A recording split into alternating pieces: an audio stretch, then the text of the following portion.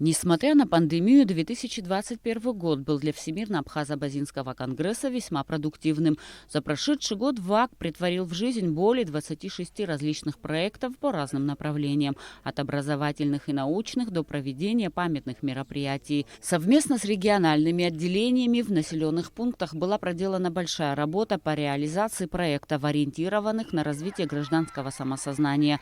Работа охватывала такие направления, как культура, спорт, здоровье, воспитание подрастающего поколения, благоустройство территории, бережное отношение к окружающей среде и экология. Удалось провести цикл лекций ученых Марины Барцец и Арды Ашуба об истории, культуре и этнологии абхазов, историческом, культурном и языковом единстве абхазо-абазинского народа.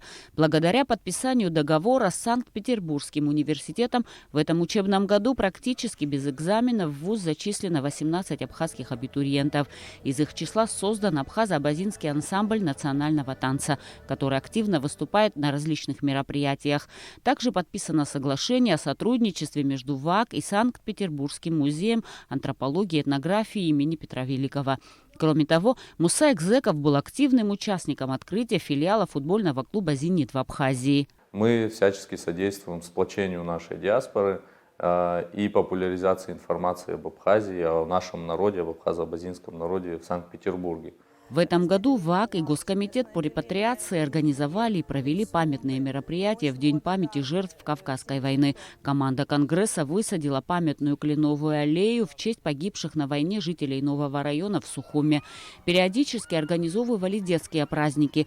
Более 10 местных отделений было открыто за этот год в различных городах и селах. По инициативе местного отделения в селе Калдахуар оборудована спортивным инвентарем секция тяжелой атлетики в школе-интернате. Вместе с жителями села члены ВАК очистили и отреставрировали остановку общественного транспорта на республиканской трассе. Маленькие с точки зрения государственного масштаба проекты, которые мы реализуем, в итоге приводят к более серьезным и более значимым с точки зрения, опять-таки, государства проектов.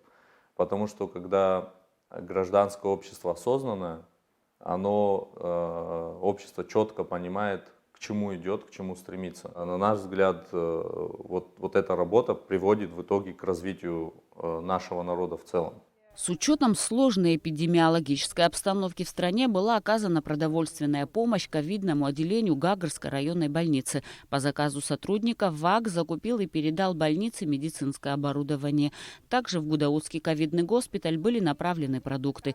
Помощь была оказана и ветеранам Республиканской ассоциации инвалидов войны АПСН в Гагре. В течение 3 месяцев Конгресс оказывает материальную поддержку оставшимся без финансирования специалистам-реабилитологам Центра для детей с ограниченными возможностями здоровья «Мы вместе» в Цандрыпще.